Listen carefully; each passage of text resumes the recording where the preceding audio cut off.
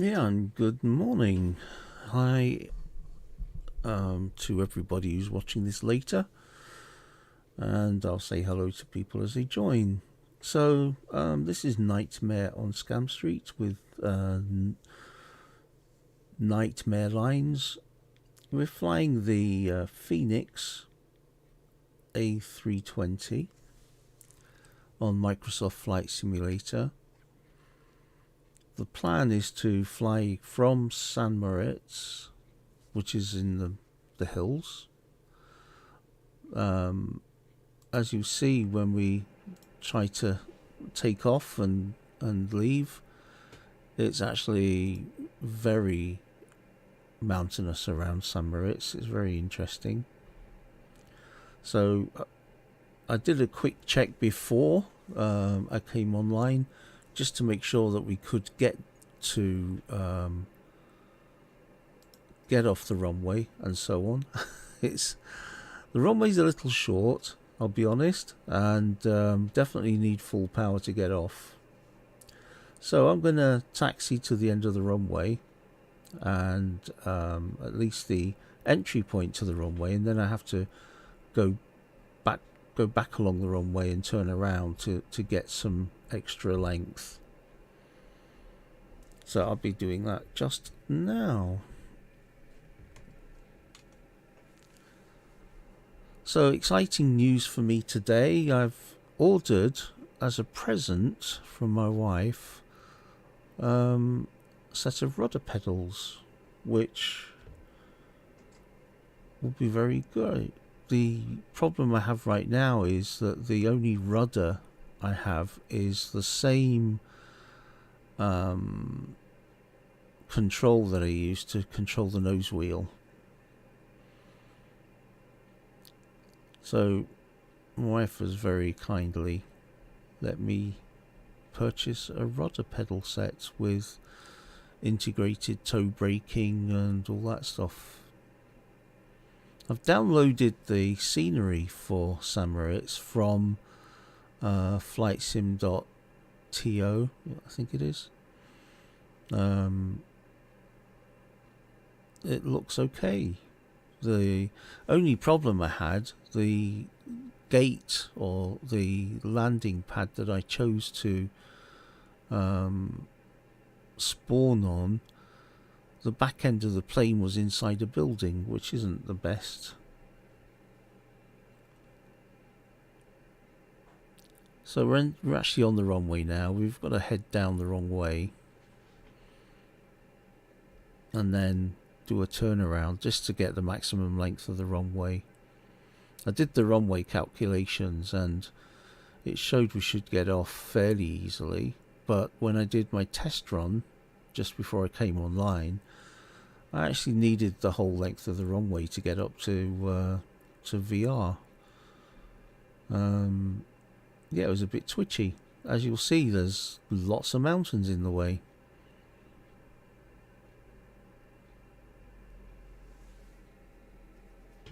Scenery's amazing here. I'll just zoom the view in a little bit so you can see more clearly.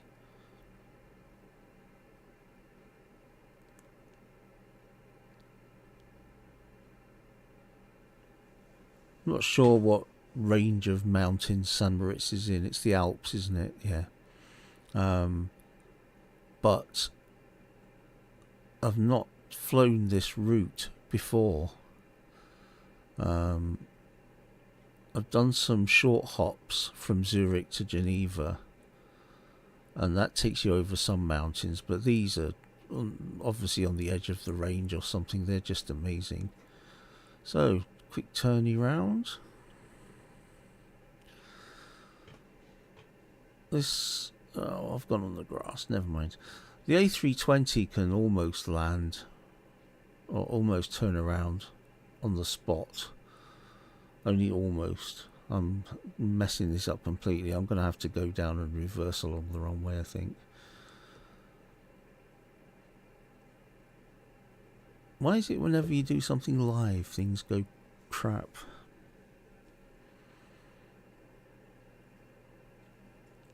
So, yeah, if you want to, you can email me on nightmarelines@gmail.com or whatever it is.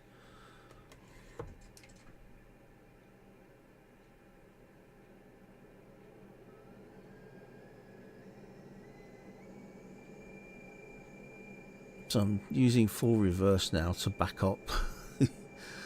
Probably shouldn't be doing this, but hey, what?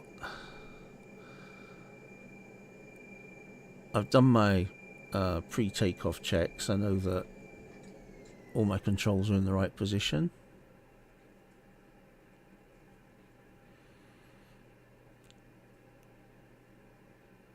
There, that'll do.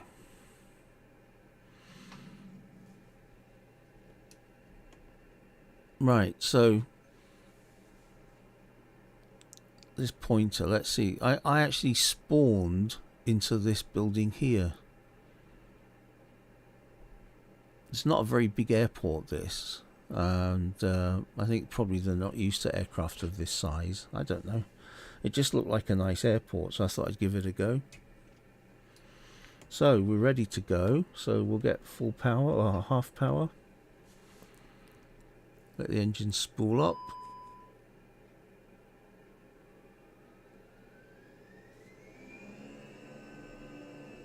And it will go to full power today, Toga.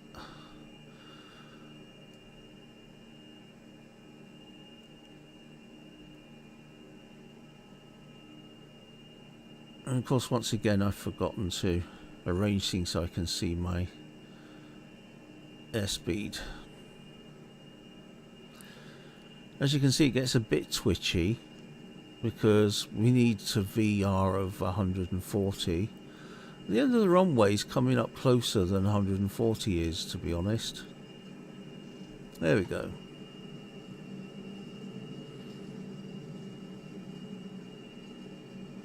Too low, terrain. Gear up.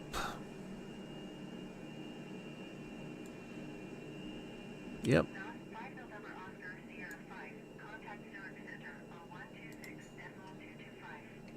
Oh, we've got the autopilot engaged really quickly this time, which is good because it's quite hard to follow what's going on outside.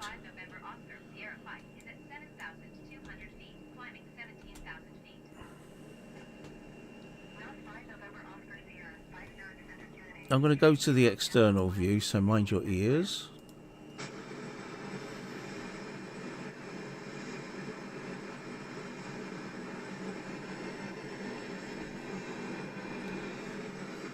Pulling the flaps in. So what we're doing, we're actually running in a little gorge.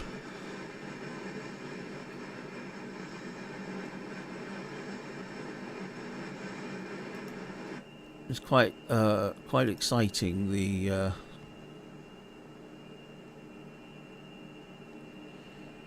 yeah, because you see big mountains in the way, and then suddenly you realise the autopilot's going to do a quick whiz around that and zip around a curve somewhere or something.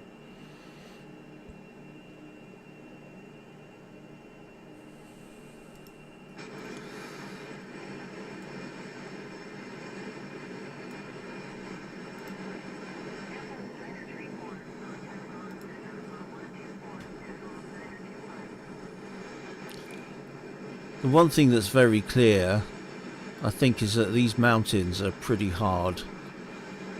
You bump into one of these, it's not going to go boing.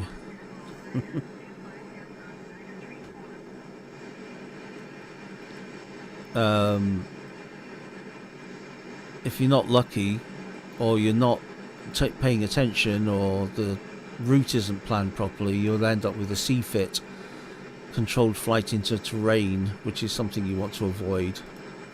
Let me show you on the radar.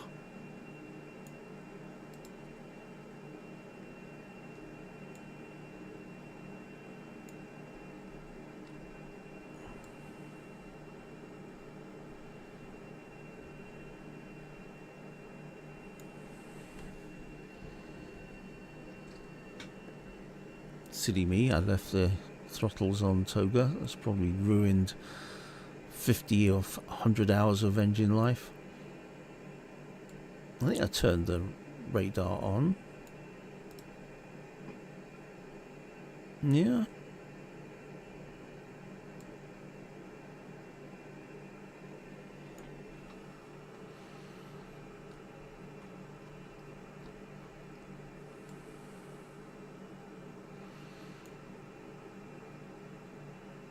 View's amazing.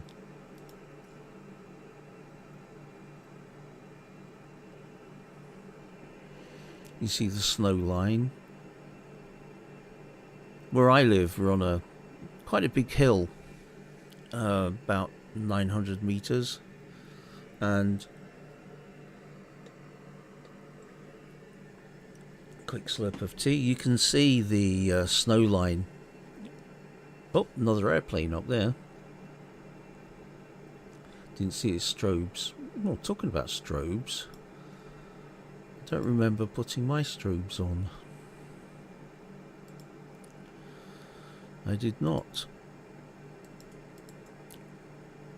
Call me naughty. I don't need that on now. Some of these switches are quite hard to get to.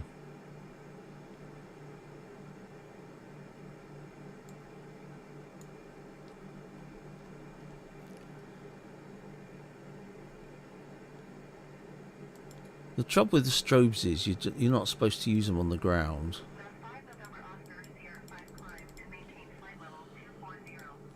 So that's us going up to 240, 24,000 feet. In fact, I'll make that.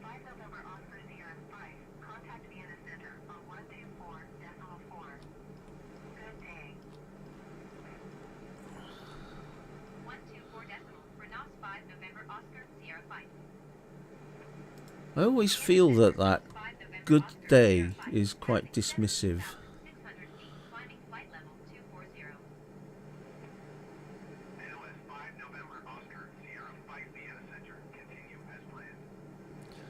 So that's where we are just now. So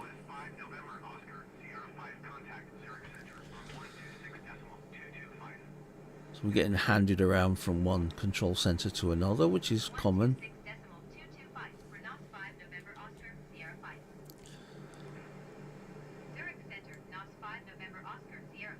That's a view. That's a view, isn't it? I wish I knew where the big mountains were, you know, like the Matterhorn or whatever it is in the Mont Blanc. I wish I knew where I was relative to those. I'm going to pop outside again.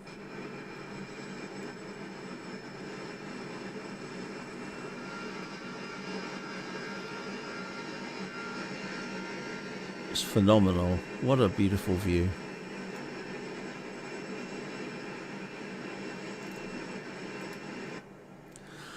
So, I had to take a break for a bit from YouTube, and it was me decided, no one decided for me.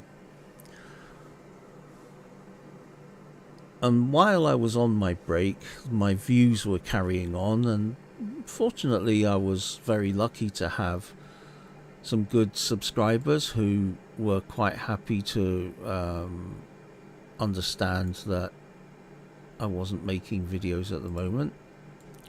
And most of them stayed with me, which was brilliant. But the other day, or about 2 or 3 weeks ago, I got a notice from Google/YouTube saying that because I hadn't made much content, my eligibility for monetizing my videos had been withdrawn, and I had to get a certain number of videos, hours, before I'd be eligible to reapply. And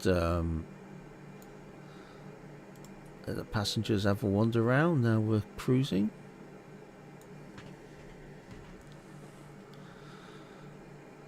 Let's have a quick look at the map.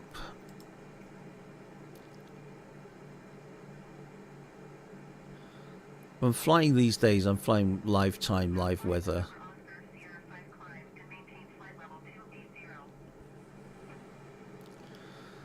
So we've really done a big loop around here, and we're not a million miles away from Moritz, which is where we started, and we'll be coming down here on exactly. So climb 280. Let's get that set up.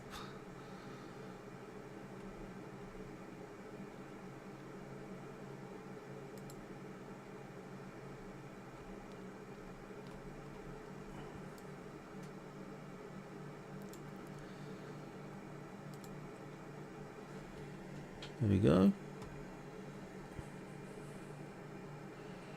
I think 280 was our programmed or projected cruise speed, cruise altitude, I mean.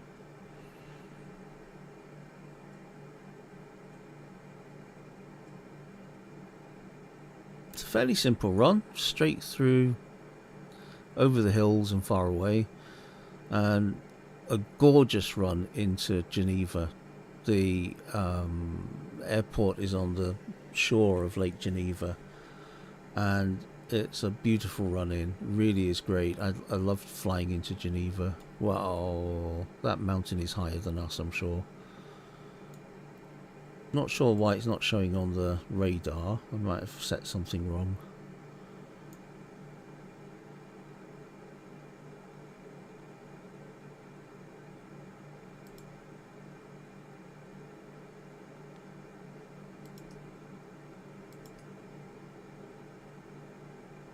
That should be okay. That's on, that's on.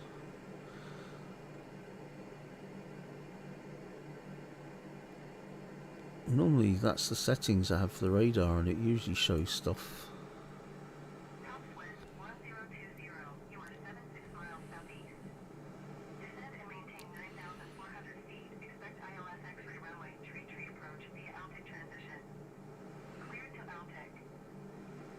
So to get to Geneva now, we've got 40, 80, 120, 120, 130 miles or so.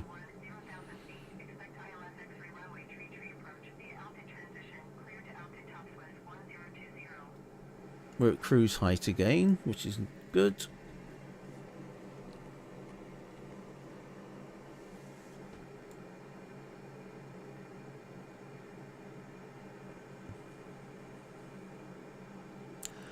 Mountains, mountains everywhere.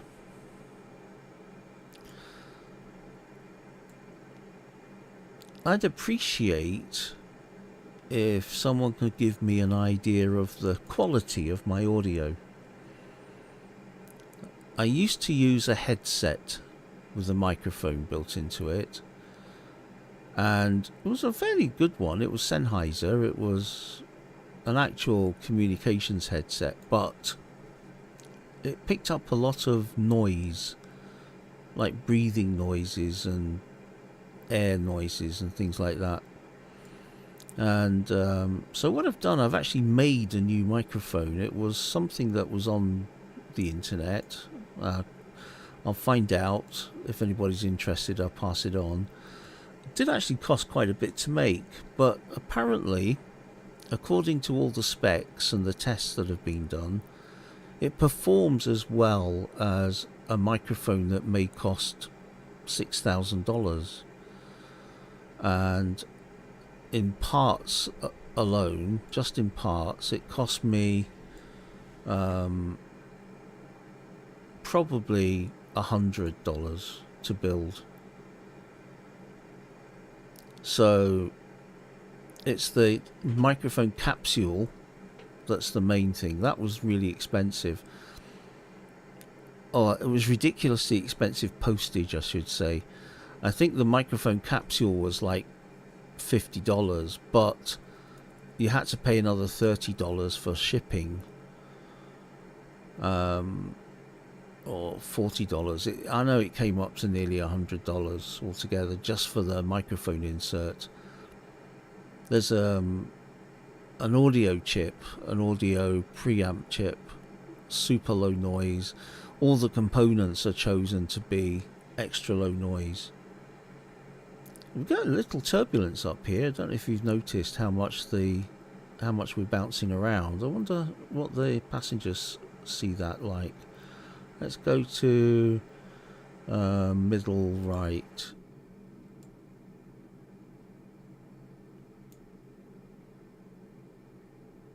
I'm not really seeing the wings flexing much, but you can definitely see turbulence.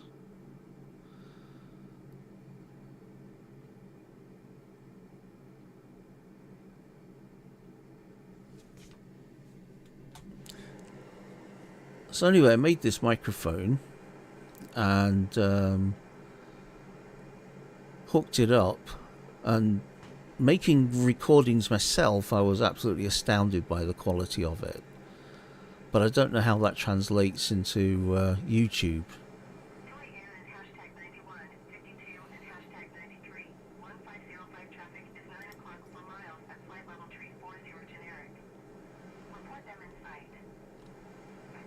I know it's not an empirical test, it's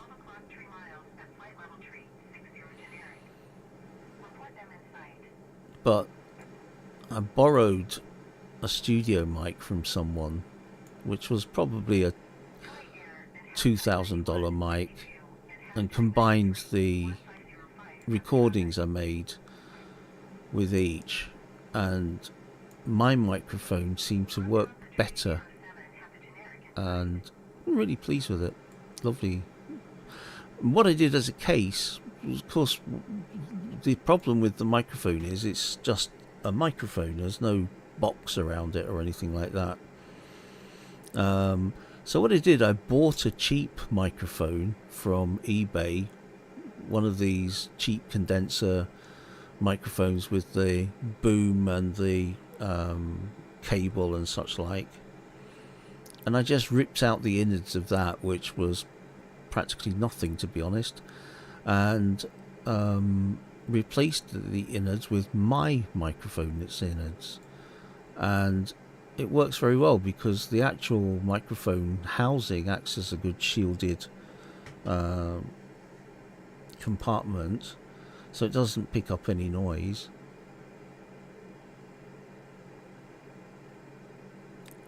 I mean electrical noise. You can't hear any hums or buzzes or anything like that. The only thing that I don't like about it is the output. It is designed to go into a USB adapter, so it actually converts to USB, and I've tried connecting it directly into the computer, but it just doesn't seem to work so well that way. Okay, so where are we? We're going to be at flight 280. We're going to need to start coming down fairly soon.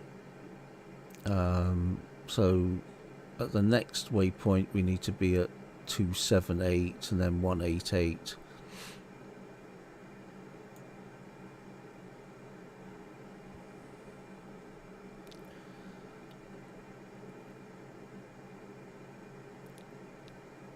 I think what I'm going to do is start reducing the speed as well.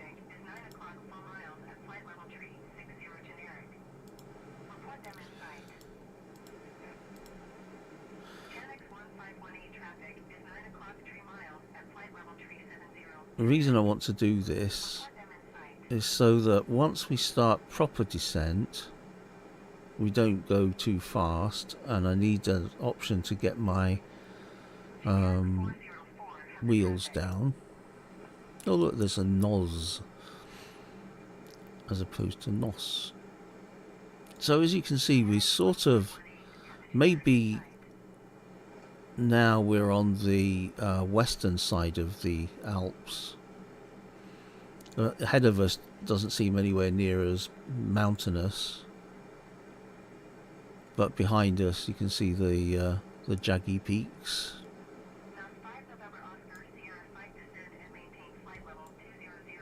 There we go. Descend and maintain 20,000.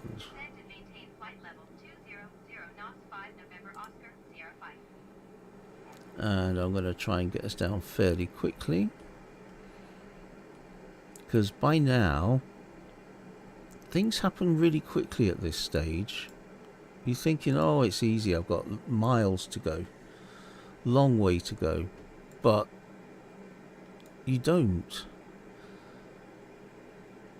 If you have a look at our flight plan here, we've only got 20, 40. Well, let's take it out a notch. There we go. 40, 80 miles. And if we're doing 240 knots, you can almost say that we're going to do that in not many minutes. Can't think of it how many minutes just now. This blue arrow here tells us when we're going to get down to the height that we've selected. So by the time we get there, we should be down at 20,000 feet. So if I change something, like let's change the rate of descent. I'm changing it now quite a lot. You'll see it moves forward towards us, and if I take it further out, it moves away. So you can actually plan where you want to reach a speed, a particular height. And put that back on managed just now, because it's more important to lose altitude than maintain speed. Yeah, so by the time we get there, we'll be at 20,000 feet. This point here is when we should be descending to our approach altitude.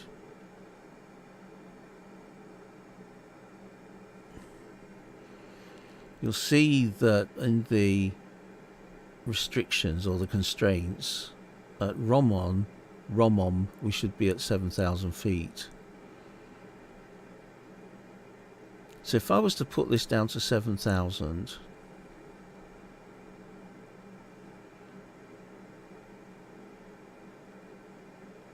we would only just make it to Romon. We really need to be going down a bit more quickly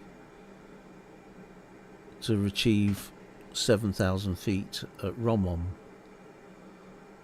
But we've been told to do it in stages.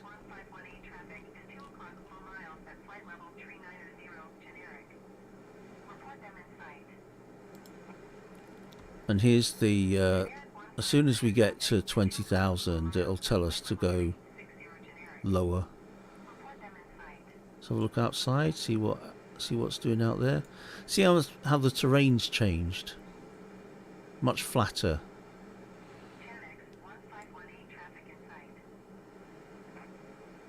Compared to all those lumpy bits there. If you happen to have to do an emergency landing in the mountains, I don't think it's not going to be viable unless you can find a really nice flat glacier that's sitting there.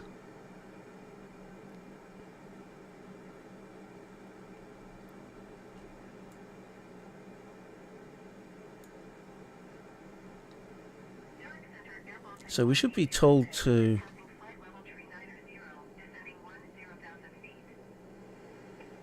being told to reduce again. There we go, 10,000 now.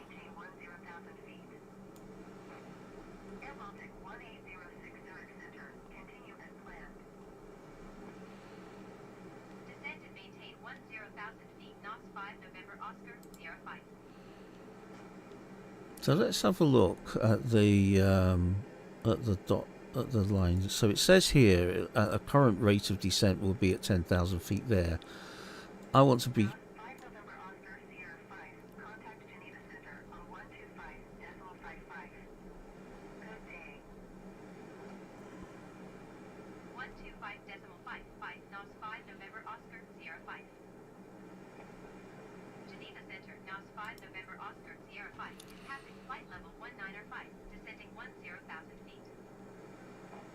So that's telling me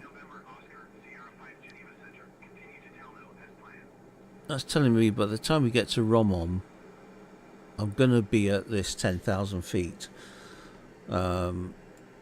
which is still a bit high, but we could cope with that. I'm assuming that by the time we get there, they'll be telling us to go down to about 3,000 or something. But we should make Romom with the we're doing vertical speed of minus 3,000 and flight level as 10,000.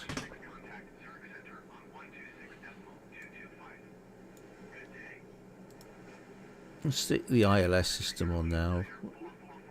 We're not going to see anything yet, we're still too far away.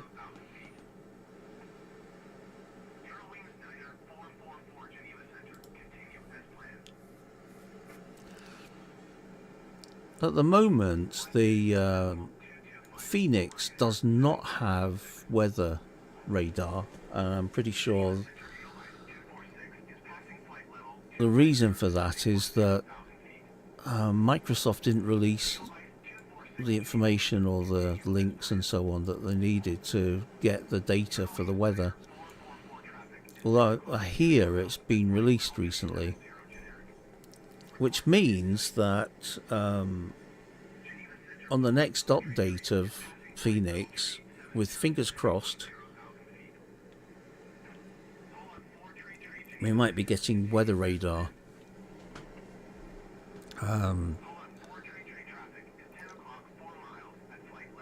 They're being entirely non-committal about it, of course. I've spoken to them a couple of times.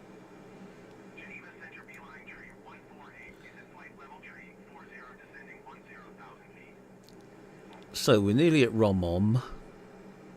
We should be getting to 10,000 feet just as we get there. The next critical one is around here, which is 4,000. So from 7,000 to 4,000, we've got 20 miles to achieve that. That's not too bad. We can do that quite easily. It's all a matter of shedding energy. And the plane's flying, it has kinetic energy. You've got mass and speed. And in order to land safely and use the force of the brakes and so on, you have to... Oh, hang on.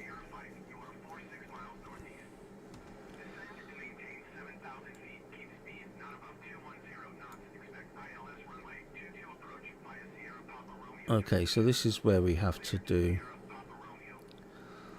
a bit of fiddling around to try and get the speed control to 210. It's a pig. We'll have to use all the tools we have, which might be putting the gear down.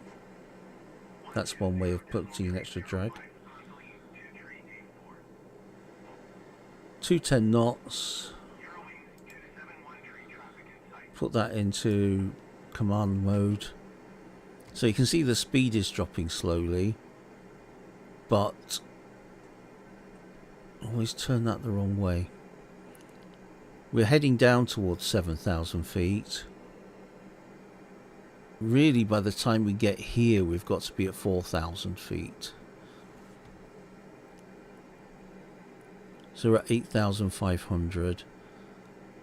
I can use the air brakes, or the spoilers, I mean, to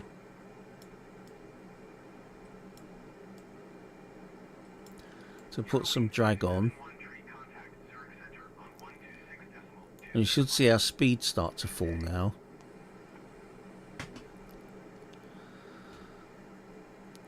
The reason the speed is so high is that I've actually got the vertical speed. If I let the computer control it completely, it may be better, but as soon as we get down to 240, I can put the gear down. It tells me here I can extend the gear at 250 knots. So once the gear's out, that's going to slow us down again. So we're coming up to 250 now. I'll wait till we get to 240. I'll put the gear down. 130.555 knots 5 November Oscar 05. Geneva approach knots 5 November Oscar Sierra 5 7,100 feet. Knots 5 November Oscar Sierra 5 Geneva approach QNH 29.908. Right, now we've got to change these. 2998.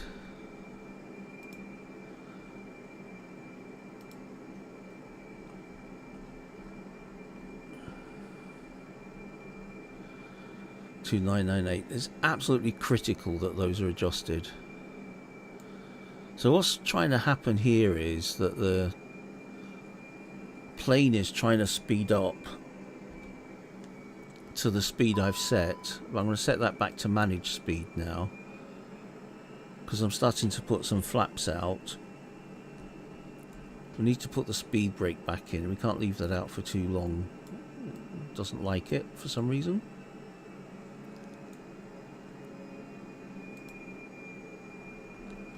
Let's bring this back down to 210, which is where they want us to be.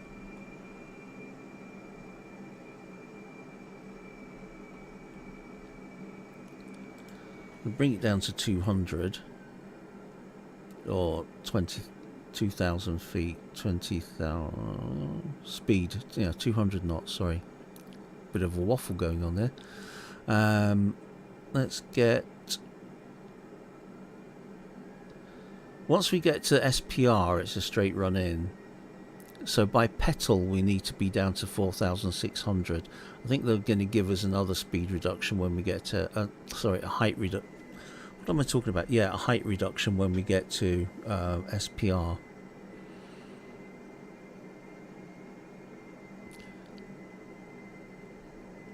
Unfortunately, it's a bit hazy out there just now.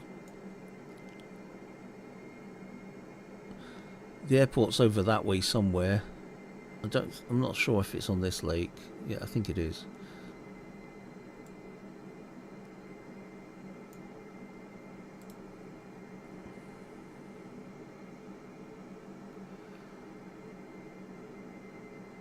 So now we've got our radar painting some mountains off to the left. If you have a look, you should see some lumpy hills. It's pretty clear to the right, but once we're coming into Geneva, we've got this ridge here which shows up, so you can tell that we're leaving 4,900. So we go to 5, click, 4,900, and we'll set a descent rate .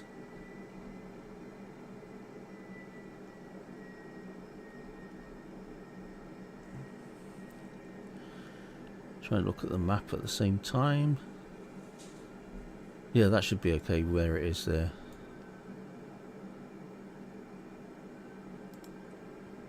Now, this blue line that comes back to SPR is actually our exit route. If we have a missed approach or have to declare a missed landing for whatever reason, the flight computer is programmed with a route which takes us out here past the airport, back around, and show you there, that little loop there. So that takes you back to SPR, which means from there you can get back on the approach. What I've done in the past when I've had to go for a missed landing, when I've been told to not land, just a quickie, we're now set up on the approach, so we're going to go into approach mode now. Now, in approach mode, everything handles itself. The only thing we've got to be careful of is that we've got full flaps And to get that, we might have to manually get the speed down, because if I put flaps on again, it's going to give us an overspeed alert. Now 5 November Oscar, Sierra 5 descend and maintain 4,600 feet. Now, whatever they tell me now, I'm not really going to pay that much attention to.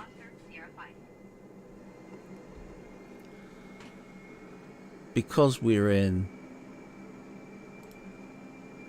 controlled mode. There we go. So there's our runway up ahead. Let's... what I'll do, should have put this on before, is put the flight recorder on.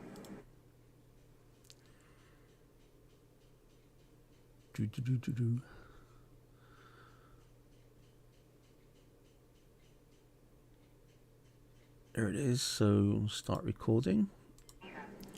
Flight Recorder is a free app. What it does is it records the data coming from the sim itself. Tower on 118.7 knots 5 November Oscar, Sierra 5. So, Geneva Tower, NOS 5 November Oscar, Sierra 5, 11 miles northeast, inbound ILS runway 22 approach. look at that. Lovely. Lovely, lovely, lovely.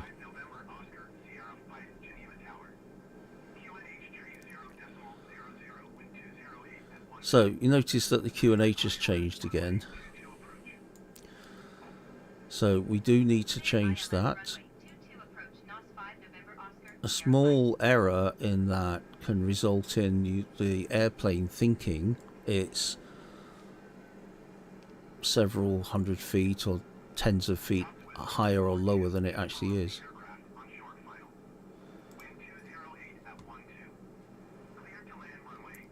What I like to do is have a look at the airport runway to make sure no one's lined up to take off. So there's someone behind us, I believe. 2,500. Geneva Tower Center, Niner 53, 10 miles northeast, inbound or DME runway 22 approach. Center, Niner 53, Geneva Tower. QNH 30.00, wind 208 at 12. So we have full flaps. We need to arm the spoilers, which is pull that up, that's right. We need to select auto braking.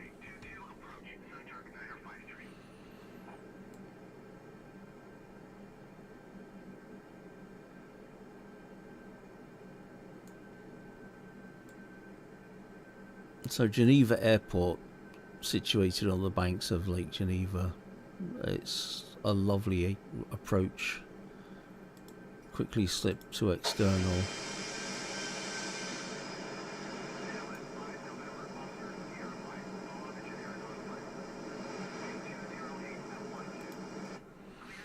Right, I see a problem approaching. That there, somewhere around there, was another plane.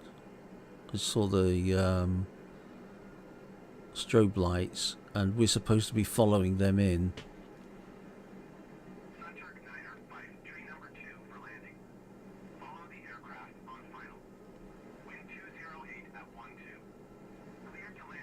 Can't see it now. So it says follow the generic on final, which means that we've got to follow another aircraft, but I don't see it anymore. Had a brief view of its strobes. 1,000.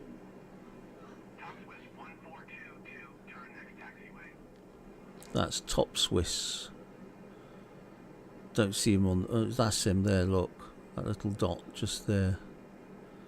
If he doesn't get off the runway soon, he's going to be holding us up.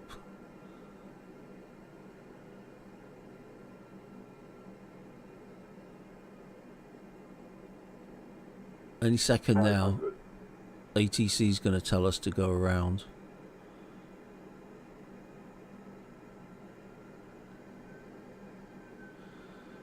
Shift off the runway.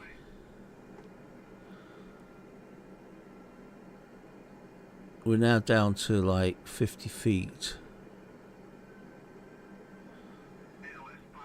Go around, full throttle.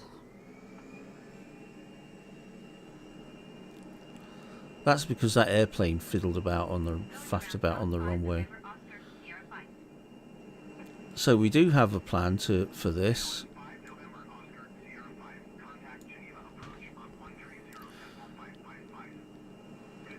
So to get off the, to clear the issue with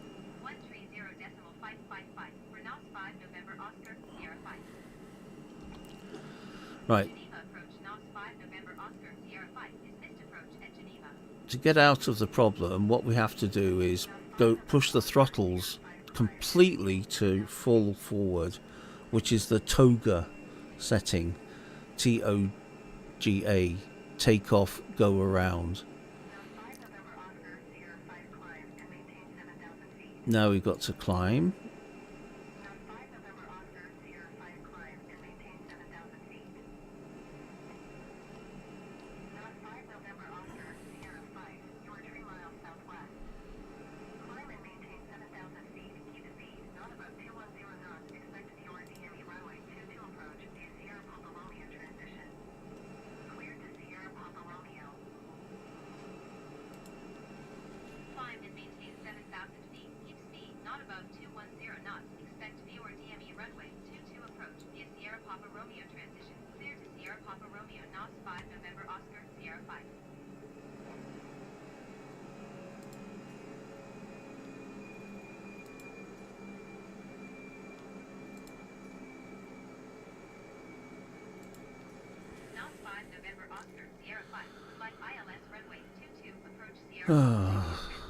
See these go-arounds, they're such a nuisance.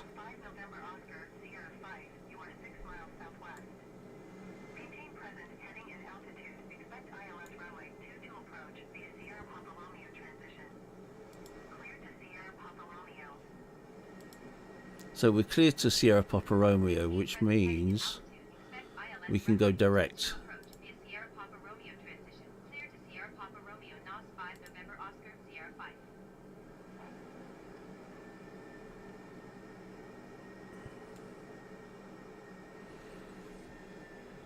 So what we're actually going to do is follow the flight plan for the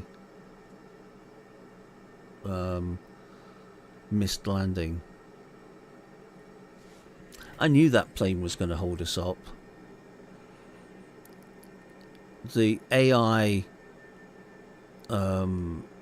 flight controllers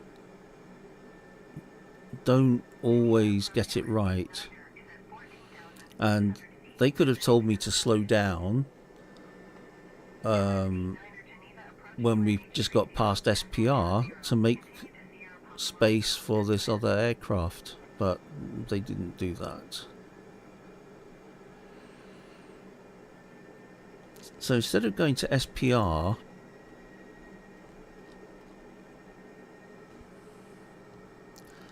we'll get rid of that, get rid of this flight plan discontinuity, because that's going to give us the correct route.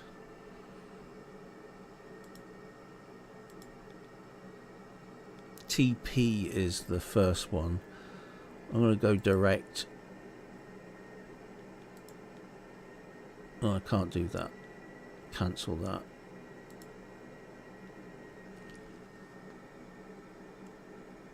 So it's given us 7,000 feet because that's the height we need to be at SPR.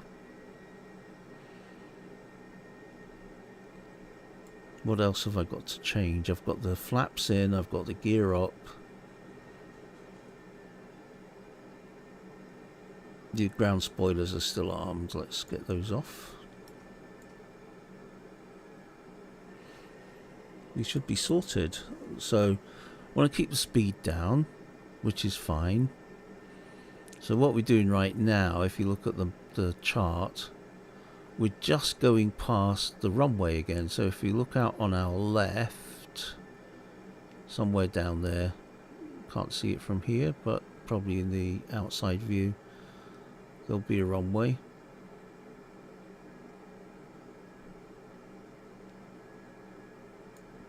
Let's try that in external view. Mind your ears. There's the runway there. So we're heading up to here, roughly, where we're going to turn around and then head back in.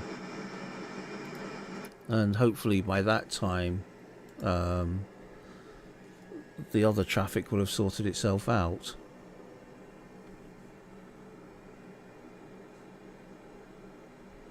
Getting a little bit rainy. Some rain over here.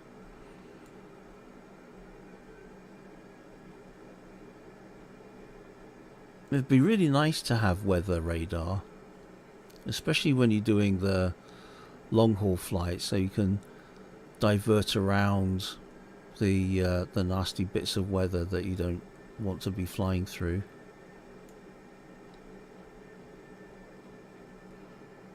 Now, ideally, I'd like to go past SPR and come back, but what I'm going to do is set up a hold at SPR. So as we come in, we're going to go into a loop. Oh, do I need to do that? We're going to be at 7,000 feet. The height at SPR is 7,000 feet, 185 knots. We can achieve that. We don't need to do anything awkward there. So I'm going to slow us down a bit. And put some flaps.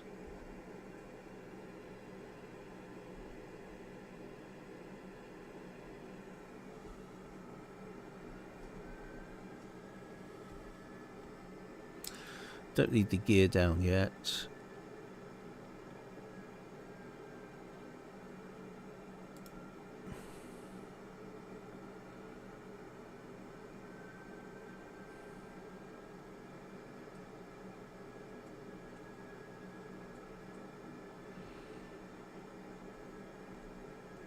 So what this plane's going to try and do is do a quick, like, 330-degree turn. What it'll actually do is something like that, and then it'll come past and then it'll settle down. By petal, it should be fine. These QNH numbers are flashing because at 7,000 feet you're supposed to go from real QNH to standard QNH. The standard QNH is like 2.9 and 9.2, and it's what everything's based on once you're above a certain height, and it rather depends where you are. In America it's different to Europe. So you can put it onto standard. Now if you notice there, let's just put it back off standard again. There we are at 7,000 feet. If I put it onto standard, now we're slightly less. We're at 6,920. So we're at 80 feet lower by switching to standard mode. I'm going to leave it in live mode because the only thing we're going to be doing from here is going down anyway.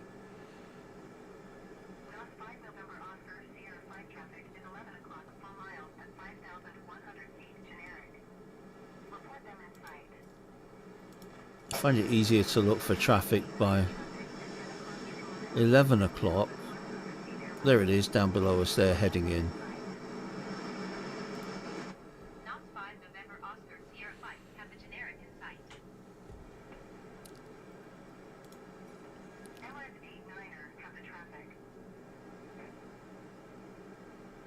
Sometimes on this radar you can see other aircraft as well. I'm just confused about the radar system, to be honest. I don't think it's as functional as it should be. Right, so we're going past Petal, and fairly soon we're going to start a bit of a lumbering turn.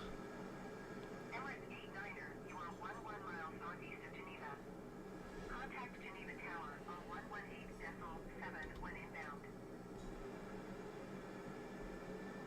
Now 5 November Oscar Sierra flight descend and maintain 4,900 feet. Tower on 118.7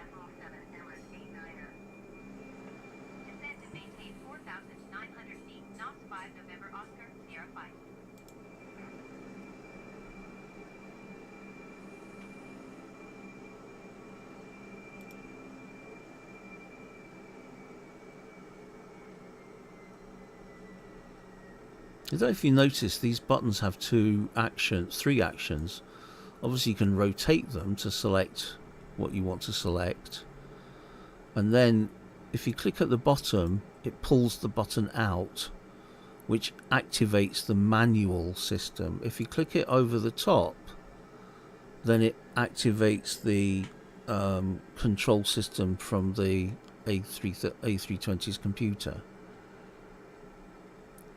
So if I want this to definitely go to 180 and I want to decide, I need to pull the button out, and the triangle goes blue, which is the part we're aiming for. Right, we're just approaching SPR. Let's see what we do here. This is going to be a sudden turn. We might even lose the autopilot at this stage. That's the ILS marker, but that's from behind us. So we're picking up the ILS saying you're in the right track, but unfortunately you're not, because we're heading the wrong way. Right, we're at Petal. Tells me up there that we've just arrived at Petal, and we've got to do a roughly 340 degree turn, and it's not making it an extra bank. It's 30 degrees rate.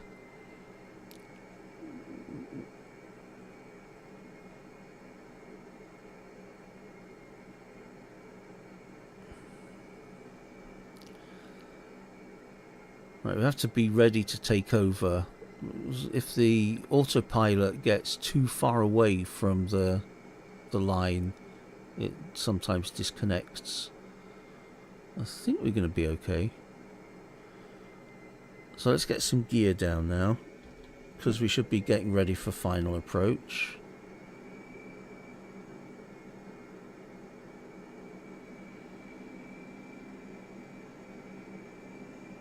So as I said, we're going to do this wobbly bit to get back on track.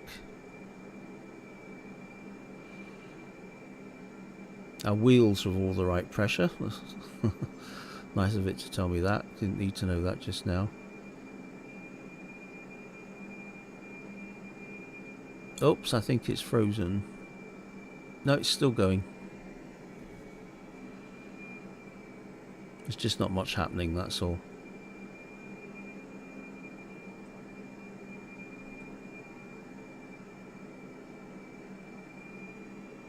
Right, we'll see here it says outer tank fuel transferred. If we go down here and go to fuel, we'll see we've only got 2.6 tons left, which isn't bad. I mean, that would be enough to take us to our alternate, or it would have been if we hadn't had to do the go around. It says we've got 11 hours 12 minutes. I've never trusted that. So if you work it out 80 kilograms a minute, let's call that 2400. So that's like 30 minutes really, isn't it? Don't get it. Anyway, so we lined up nicely. How did that get up there? I don't want to set. I accidentally tweaks a knob. So we can see our airport in the distance. We can go to approach mode.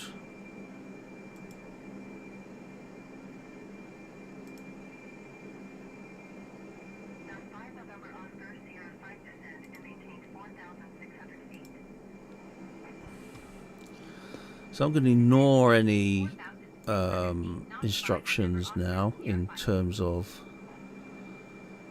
heights and speeds and so on. Put the speed into manage mode. We'll put another set of flaps down because we need to be full flaps.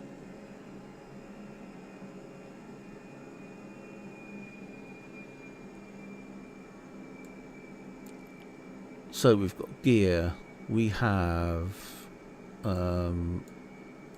braking. Whoops, sorry. Hope you didn't get you seasick then. North 5 November Oscar, Sierra 5. You are 1-2 miles northeast of Geneva. Contact Geneva Tower on 118.7 when inbound on the approach. Tower on 118.7 knots 5 November Oscar, Sierra 5. Geneva Tower knots 5 November Oscar, Sierra 5, 11 miles northeast, inbound ILS runway 22 approach. You see, we're coming into like Lake Geneva's in a valley because we've got higher ground both to our left and right. Oscar, Sierra 5 Geneva Tower. QNH 30.00 with 1908 at 12.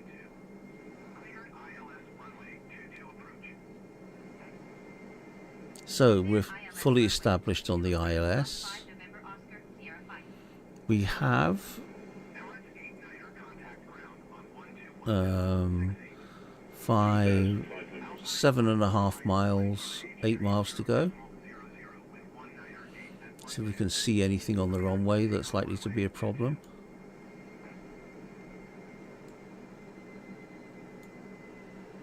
Not seeing anything, but I didn't see anything last time either. The other day, I was coming in here nice and gently, as we are just now. That's not good. Somebody's just been cleared for takeoff. AOS 5 November Oscar, Sierra 5 wind 1908 at 12. Cleared to land runway 22. Clear to land runway 22 knots 5 November Oscar, Sierra 5. Right, we've got, you just see there, 2 white lights and 2 red lights. That's like the visual. Oh, there's an airplane there, I think. Swift 2078, hold short runway 22. Those been told to hold short now. On the runway. Oh no, there's some. Oh, there is a plane on the runway just there. If he doesn't get a wiggle on, we're going to be going around again. 22 Swift 2078. So he's been told to hold short. That one's been given takeoff clearance. And I bet you anything you like, we're going to be told to go around again.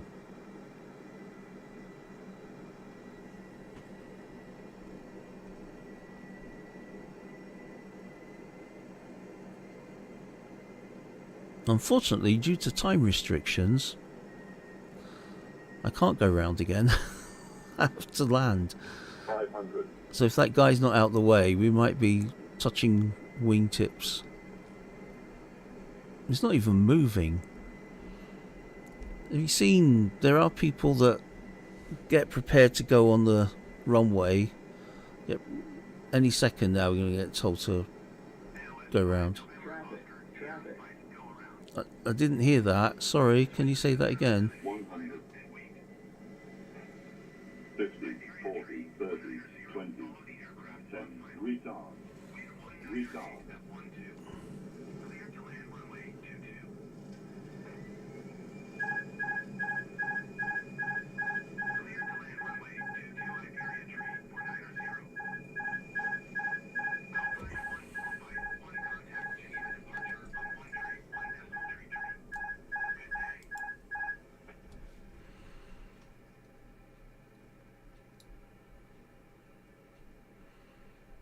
There we are. And wait Swift 20. Safely in Geneva. I've done an update to the Geneva airport just recently, but I don't know if it's loaded in yet. Alpine 1451.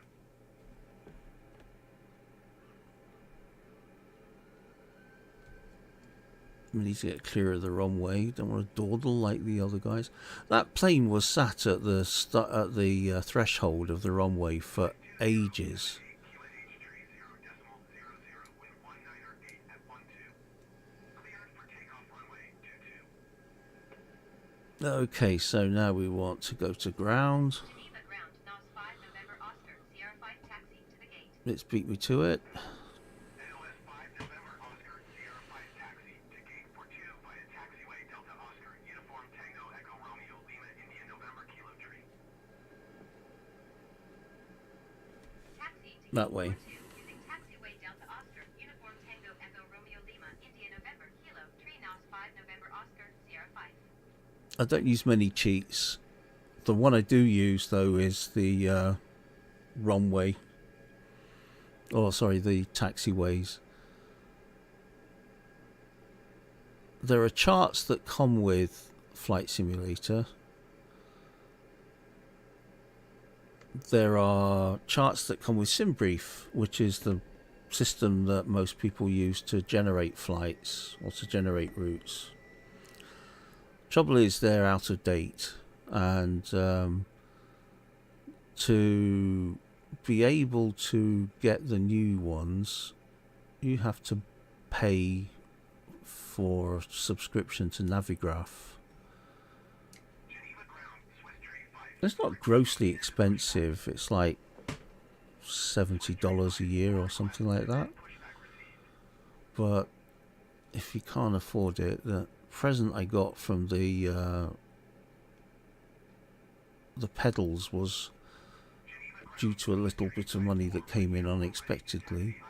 So it's very nice that I've got that. I was sort of half thinking whether to get the subscription to the charts, because they integrate nicely with the plain Navigraph charts. We'll see. Things will happen. So I'm using my analog brake.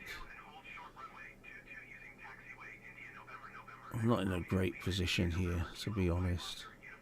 I think we'll be okay. There's no one there to tell me when to stop. Bit more, bit more, bit more.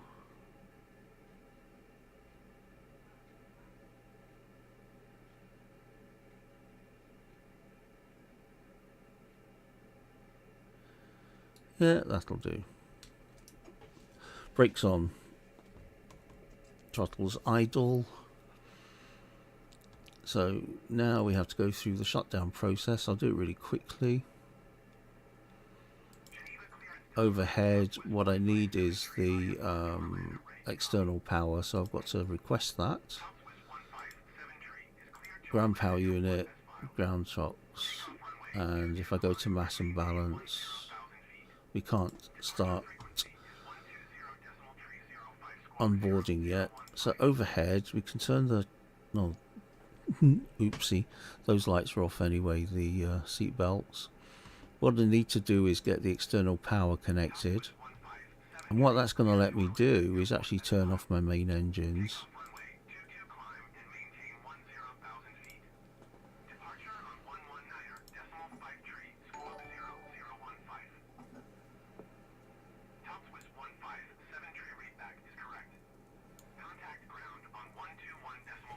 There was a noise there. I don't know what that noise was. I have no idea what that noise was. There was a... If somebody did something, that noise was like one of the recognition noises of somebody making a donation of something. If you did, I can't imagine why, but I am very, very grateful.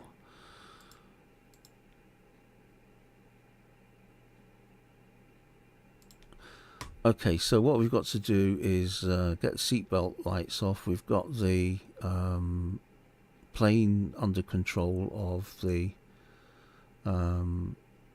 external power. We've got the parking brake is on. If we go to the EFB now, we should be able to disembark our customers. Still something running. I'm going to stop the video round about here. The disembarking process is just tedious. If you know, unless you're a total geek. I mean, I'd sit and watch it, to be honest, but that's, I'm a total geek. So thank you everybody who watched. Everybody who's watching later, thank you for watching. Appreciate it. I like the idea. Please, if you have watched it, please click on like. As I said earlier, I've got a situation on my account that means my monetization has been disabled because I wasn't putting videos out for a while. So anyway, that's it. End of stream. Thank you very much for watching, and I shall... Oh, that was a... Alan... Oh, somebody subscribed. That was brilliant. Thank you so much for the subscription. So that's it. Right, so probably see you later. Maybe do a stream tonight. If anybody has any ideas of where they'd like me to fly, put them in the email to me at nightmareline